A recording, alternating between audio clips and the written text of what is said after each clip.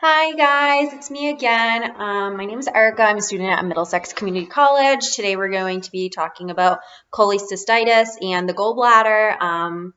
Please correct anything I say wrong or add anything that you want to add to it. Don't take anything I say for granted on your test. I make this video to help myself.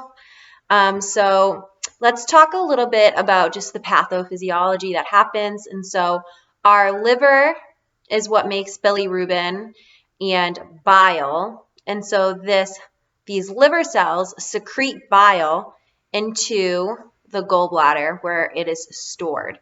And so every time we eat something, our gallbladder is known to contract and let out that stored bile. And that stored bile is going to go into the duodenum and the small intestine, and it's going to help with the absorption of fat-soluble vitamins. And so that's why it's so important to us and why we have issues with it. So the gallbladder is a pear-shaped 3 to 4 inch hollow organ. It's hollow because it stores the bile. We need room for that.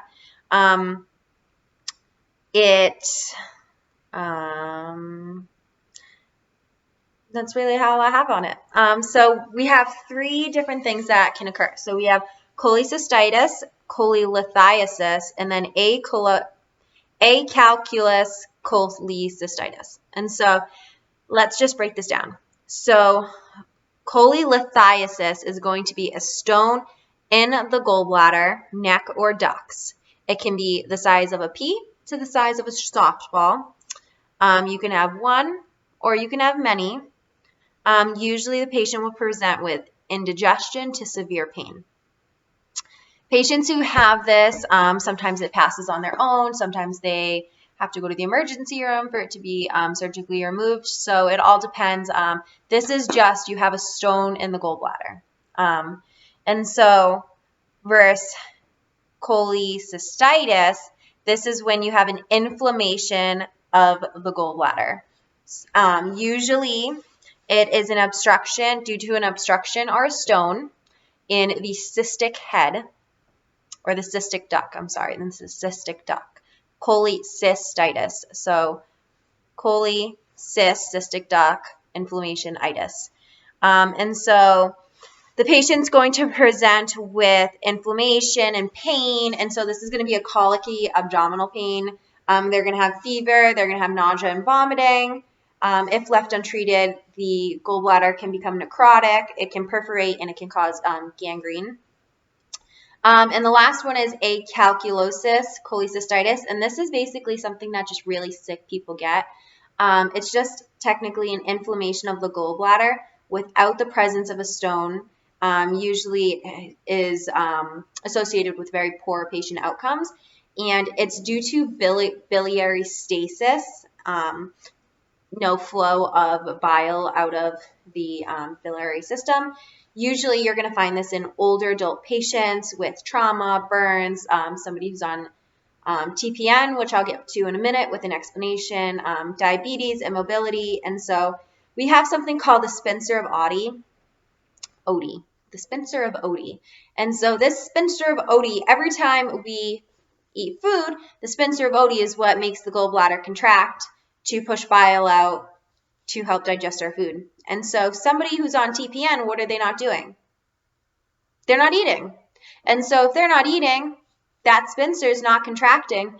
And so they're not pushing any of that bile out for long periods of time. You know, you can be on TPN for a month, you can be on it longer, whatever.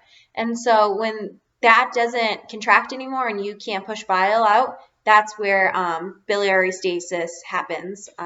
Also, if you've had many issues with like cholelithiasis and cholecystitis over your lifetime, it's been a chronic thing. You could just have scar tissue buildup, which can cause acalculosis cholecystitis. So some risk factors for someone who is going to have this. And so we call it the 5 F's. Fair, so white-skinned people. Fertile, someone who has a large amount of progesterone in their body that puts them at risk. Female. Fat, so someone who is morbidly obese or someone who is having a rapid weight loss of 3.3 pounds or more in a week. and 40 years old. So with the increase of age, increases your risk factors. Um, so our signs and symptoms. What is someone with cholecystitis going to present with? And so they're going to present with right upper quadrant pain because that's where it's located. This pain can radiate to the right shoulder. And so as a doctor or as a nurse, one thing we want to see is a Murphy sign.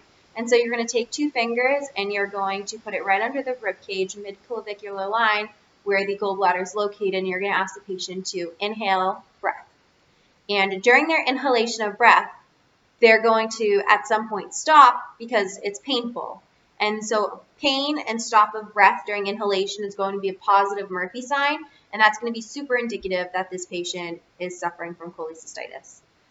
Somebody who has cholecystitis is going to also can present with weight loss and nausea and vomiting. And so if this is something that has been going on and they have just inflammation, things are not being digested, or if it's infection due to an obstruction, then you can't bypass it, and so that's going to cause nausea and vomiting because there's nowhere for what you're ingesting to go to. And so that patient might need an NG tube to help decompress the stomach. And so how are our patients going to look? What are they going to report? So they're going to be jaundice, and so basically they're going to have a buildup of bilirubin. And so this bilirubin that usually leaves the liver and goes into the gallbladder to make up bile, it can't go there anymore because it's backed up. And so it's going to build up in the blood, and it's going to present as, yellowing of your sclera, yellowing of your skin. Now that it's in your blood, when your kidneys filter your blood, it's going to be let out in your urine, and so you're going to have dark amber urine. Now we don't have any of it going to be digested in our food, right? So usually it goes into the intestines, get mixed with our stool, and that's what makes our stool brown. We don't have that because there's, again, an obstruction, and so it's not going through the GI system like it would, and so our stools are going to be gray and clay colored. The patient's going to present with steatorrhea, which is like a wicked, fatty, oily, frothy poop. And so these fat-filled poops are going to be stinky, and this is because none of the fat's being digested. We don't have the bile there to do it. They might be have an intolerance to fatty food. Again, we don't have the bile there to help them digest it. Another thing is bleeding tendencies, and so we all know vitamin K is going to be a fat-soluble vitamin, and so if we do not have the bile to absorb a fat-soluble vitamin, then it's not going to be absorbed. And vitamin K is responsible for clotting. Vitamin K is the prothrombin and thrombin. And so if we're not absorbing vitamin K, we're not going to have these clotting capabilities, and we're going to be at an increased risk for bleeding. And then lastly, the buildup of bile salts are going to cause pruritus or itching in the patient. So complications are going to be fluid deficit from nausea and vomiting. So we're going to be wanting to give these patients IV fluids. They're going to be NPO, and they might possibly need an NG tube depending on how severe the vomiting is. They can have gangrene and necrosis of the gallbladder. The stones can erode the gallbladder and the ducts, and that can cause fistulas or abscesses. The inflammation and obstruction can cause an increase in pressure, and this can cause peritonitis. And basically when dirty portions of the GI tract mix with clean space of the GI tract, and that's a medical emergency and definitely needs to be dealt with. You're going to see a spike in fever. Pain is going to be generalized all over the abdominal cavity. And then also the pancreas is connected to these ducts, so depending on where the obstruction is, you can get pancreatitis if there is a block in the flow. So diagnostic. How are we going to diagnose a patient with cholecystitis? And so the first thing that we're going to do, because it's the cheapest, it's the least invasive, and it is actually the most accuracy is going to be an ultrasound. So it has a 95% accuracy of locating the stone or seeing a thickening in the gallbladder or adenomous gallbladder, which is going to be indicative that you have cholecystitis. We also want to do blood work. So we're going to check a bilirubin, which all this blood work is going to be increased, right? Because you're having a buildup of it. It's clogged. You're not excreting it. And so you're going to have a buildup of it. And so you're going to have a buildup of bilirubin, a buildup in liver enzymes, and you're going to have a buildup in your white blood cell because remember, itis, infection, inflammation, white blood cells going up. And so you want to check your ALT, which should be 8 to 37, AST, which is 10 to 34, ALP, which is 44 to 147, and LDH, which is 140 to 280. And these are all just labs that I got off the internet for liver enzymes. I'm sure every hospital has different policy on what the normal ranges are. You can do a HIDA scan, which is a radioactive tracer that is absorbed by the bile, making you see the biliary system. And so I saw a couple of videos and pictures on this, and basically it's just an injection, essentially, of this radioactive tracer. And so if there were an obstruction, you would see the tracer go no further than where the obstruction is, and that would let you know that there's one there. And if there wasn't, then you would just see the entire biliary system and how things are passing through it and see that it's clear and free. A patient should be NPO 4 hours prior to this exam. Lastly, we have a choleangiogram, and this is when iodine is injected via IV to visualize the ducts. Essentially the same thing. You need to make sure this patient does not have an allergy to iodine or shellfish. And lastly, we have the endoscopic retrograde choleangiography, or the ERCP. The patient should be NPO after midnight before taking this, or at least 8 hours, just about. And so we're going to take a scope, and it's going to go in orally, and it's going to be inserted to visualize the bile ducts. This scope will show you, a real-life picture of what's going on. If you can visualize the stone, it's able to let you put in a stent to open it up to let you either pass the stone or for the stone to be taken out during the ERCP.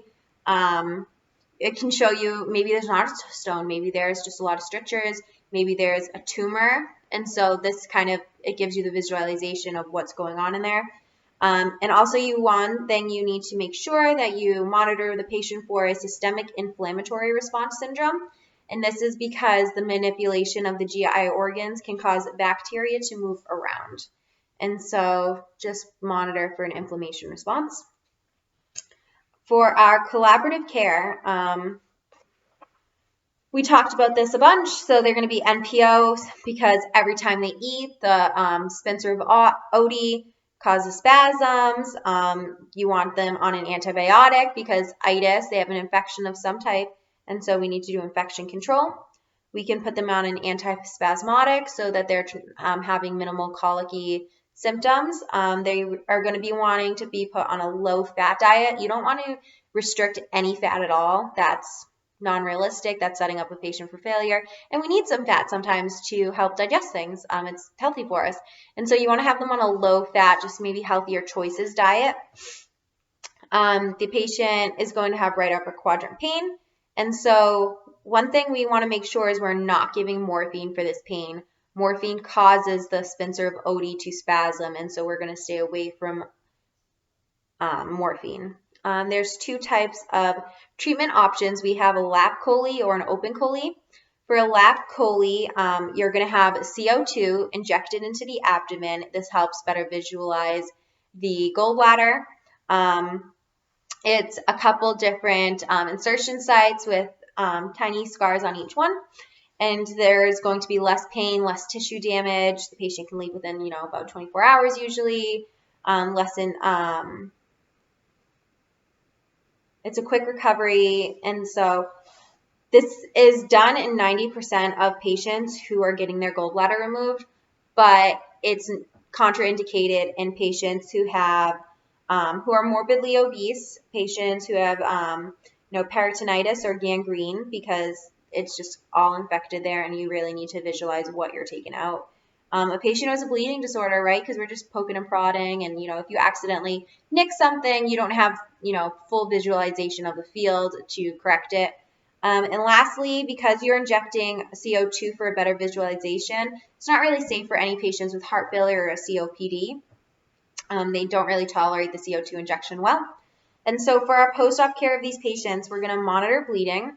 The CO2 can actually cause shoulder pain or shoulder discomfort after the patient wakes up. And so ambulating will help. We want the patient to ambulate. You want to teach them about bowel rest and slowly getting their diet back to where it needs to be, starting with clear liquids first. You want to teach them about a low-fat diet and set them up with dietary. And then lastly, we want to just tell them to splint the site when to cough. Ambulation is really important. And then for an open chole, this is going to be the whole open incision. You're going to have a little bit of a decent sized scar. You're going to tell these patients to avoid heavy lifting for about 4 to 6 weeks. You're going to have them shower after 48 hours. They're okay to shower. If they're taking narcotics for pain, because this is a more painful, more intensive surgery, then they should be taking a stool softener. That way they're limiting the amount of straining. They might have between a 3 to 7 day admission, depending on other comorbidities and how the surgery went. And so we want to encourage them ambulation.